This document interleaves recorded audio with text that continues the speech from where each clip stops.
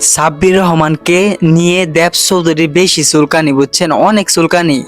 কি কইতাম, আমি যদি পারতাম না হ্যাঁ একটা মলম দিয়েলাম বলে এই চুলকানির মনে করেন যে যাইতো গা নগদ, বুঝছেন। কিন্তু এই যে এইটা হ্যাঁ ওই চুলকানি না, আপনারা যেটা ভাবতেছেন ওই রয়েছে আর ভিতর চুলকানি, এবং কি মনে করেন যে চাটাচাটি চুলকানি, বুঝছেন।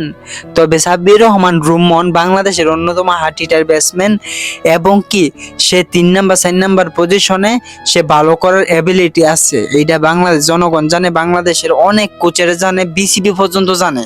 কিন্তু বিসিবির রে অনেক মানুষে কানফাড়া দিতেছে, হলুদ সাংবাদিক যেমন মনে করেন যে এই যে নাম কি হার, এই যে সুলকানি যে দেব চৌধুরীর মতো হাজার হাজার সাংবাদিকেরা সাব্বির রহমানের দুর্নাম করে, বুঝছেন।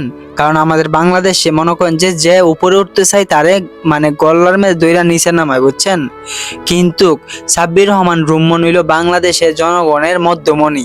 তবে ইনশাল্লাহ একদিন সাব্বির রহমান রুম্মন জাতীয় দলে ফিরবে, এই আশা প্রত্যাশা আমরা রাখি ক্রিকেট প্রেমিকেরা। অবশ্যই আপনি যদি রাখেন আপনি কমেন্ট করবেন, ভিডিও শেয়ার করবেন ফেসবুকে পাইলে, আর টিকটকে যদি ভিডিও পান অবশ্যই মনে করেন যে কপিলিং করতে ভুলবেন না। আমার প্রিয় ভাইরা যারা আমার শুভাকাঙ্ক্ষী আছেন অবশ্যই আমার ফেসবুক পেজটা ফলো করবেন, এবং কি আমার যত ভিডিও আছে সবগুলো দেখতে পারবেন। এই যে লাভ স্টোরি ভিডিও, এবং কি আপনার কি মানে প্রতিবেদকমূলক দেখতে পারবেন আমার পেজে। আর মনে করেন যে খেলার যতগুলো আপডেট আছে সবকিছু আমি দিব ইনশাল্লাহ। আমাকে একটু সাপোর্ট করবেন, আপনাদের ভালোবাসার জন্য অপেক্ষায় আছি আমি, মহসিন হাকিম।